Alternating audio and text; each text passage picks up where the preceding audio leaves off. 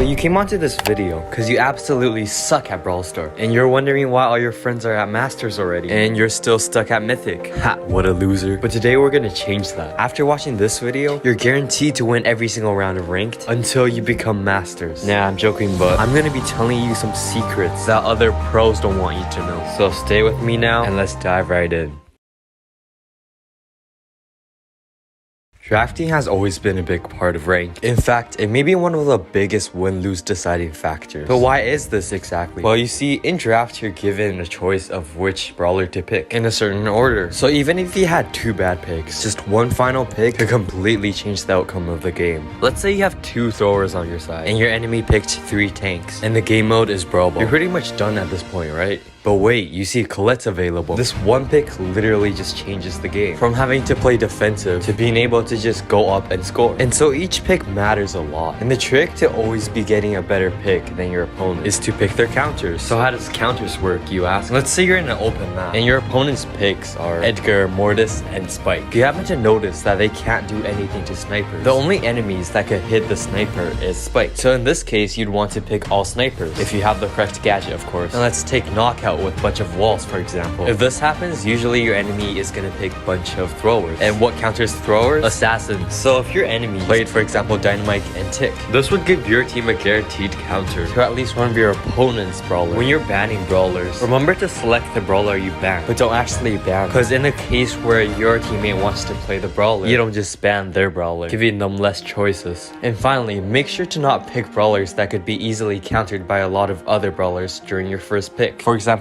Edgar. Unless you see your opponents all picking throwers, choosing Edgar as your first pick is basically just saying I'm gay. So knowing these tricks already substantially increases your chance of winning in Ranked. Let's now talk about choosing brawler based on the map and game modes.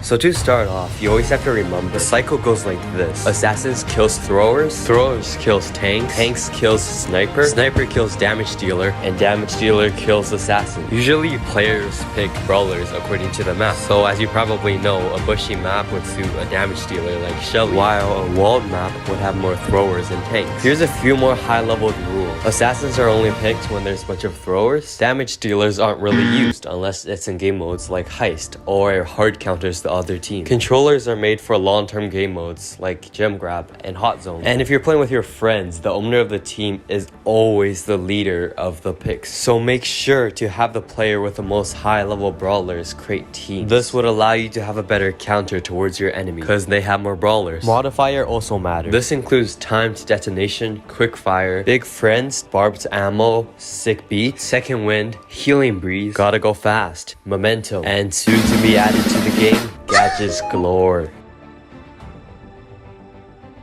Modifiers are a major deciding factor in whether your team wins or not. Usually in each season, there are 3 different modifiers. This means 75% of your games are affected by modifiers. This makes modifiers so important that just by relying on basic brawler knowledge, you wouldn't get that far. So in which mode should you play which brawler, you ask? Well, let's go in order. Time detonation is made for long-range brawlers because sooner or later the map becomes empty. So playing throwers and tanks for the first bit of the game is just not worth it. Quick fire is made for brawlers that can shoot multiple projectiles. These are brawlers that either shoots a concentrated amount of projectiles like Colt and Griff, or brawlers with a wide range of projectiles like Jean and Ems. These brawlers are able to just keep spamming their shots if you aim correctly, of course, and makes brawlers like Edgar and Miko virtually useless. Next is Big Friend. You probably know this already, but just have 2 damage dealers and a tank. And if you're picking first, always pick Colette. Barbed ammo. This is where enemies with poison damage shine. You see, the point of poison damage is just to stop your enemies from healing. So if you're playing a brawler like Pro and you hit your enemy, it's gonna prevent them from healing for the next 10 seconds, which is pretty much Byron's star power. To counter this, you can use Poco's tuning fork, but it's really not worth it unless you're just playing Poco for the sake of playing Poco.